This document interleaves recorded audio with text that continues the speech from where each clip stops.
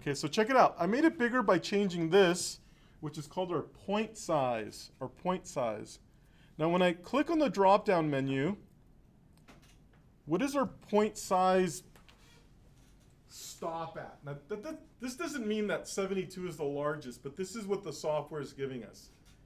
What's the largest number it's giving us? 72. I said it a few seconds ago, but 72, just to emphasize, 72. Now, why do you think it's 72? Why 72? It's 1 inch, exactly. Wow, you really know your fonts. So 72 points for most font faces. It's not an absolute because different fonts, depending who designed it, they might have not followed Foundry or true typesetting rules. But if they did and it's a true Foundry font, 72 is 1 inch in height. So if I select 72 for my header, I can anticipate it's 1 inch tall. Does that make sense, everybody? Okay, so look at the rest of the numbers. You'll notice that they are fractions of 72. So if I want a ½ inch font, 36. If I want a quarter of an inch font, 18. If I want an eighth of an inch font, 9. So I can rationalize these dimensions based on this 72. So 1/72. Every point is 1/72 of an inch, so I can rationalize it around that. So headers are generally made to be emphasized. You exaggerate them. You want them to stand out. Now, the paragraph, we refer to it in the design world as body copy. So this is a header, this is body copy. And it's generally the content that we read, paragraph after paragraph after paragraph. Well, how big should our body copy be? Now, we should clarify that the size of our text is relative to the function and the position of the user, the function of the document and the position of the user to that document. Huh? What do I mean by that? Well, I can make up a bunch of rules, but it only applies to magazines, like arm's length content.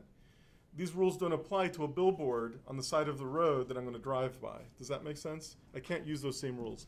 So these rules that I'm about to give you are really meant for things that you hold in your hands, okay, an arm's length. So documents that you hold at an arm's length. So what size is appropriate for paragraphs? The size that it's appropriate for a paragraph is a range between, let me zoom in here, a range between 8 and 12. Anything smaller than 8, most people will struggle to see, especially if you have glasses, or if they're older, you're going to struggle to see it. So you're sort of designing content if you go below 8 in a way that's not accessible. So one of the things that I want to mention about typography is that typography, what is the function of it? To be read. So I want to design it to be read. Now I want it to be conceptually appropriate. Maybe I want to make it expressive, unique, and look visually interesting.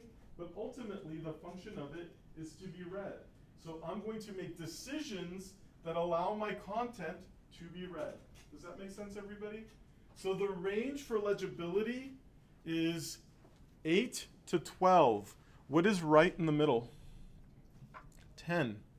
So I'm going to select 10 because it's a nice, safe place to start.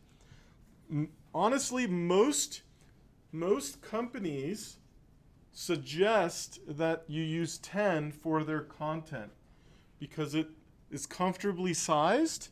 It's not so small that you can't read it, but it's also not so big that it takes up a lot of space. It's right in the middle.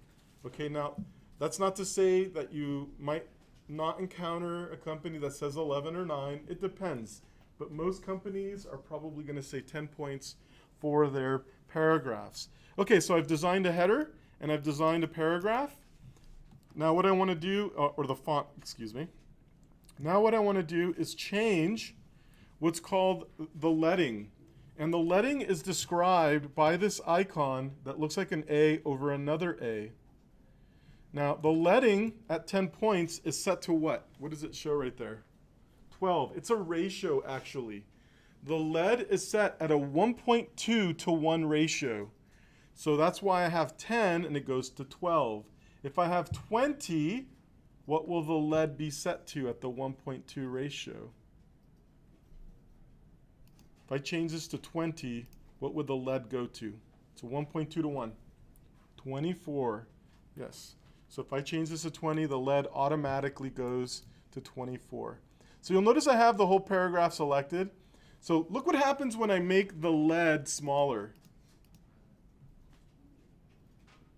Is that easier to read? Let me make it even smaller. Does that make it easier to read? No. So the lead is a feature that you can manipulate. So there's the default. It's 12. What if I make it bigger? It's a feature that you can manipulate to increase legibility. So the more open the lead, within reason, the more open the lead, the easier it is to read. Why? Because I have bigger negative space. It allows my eye to travel across the line and easily find the starting point to the next line. I do that over and over again, it's easier to read. The closer they are together, the more you have to concentrate to find the correct line. So I was reading, I got an Apple Pencil today. I was really excited.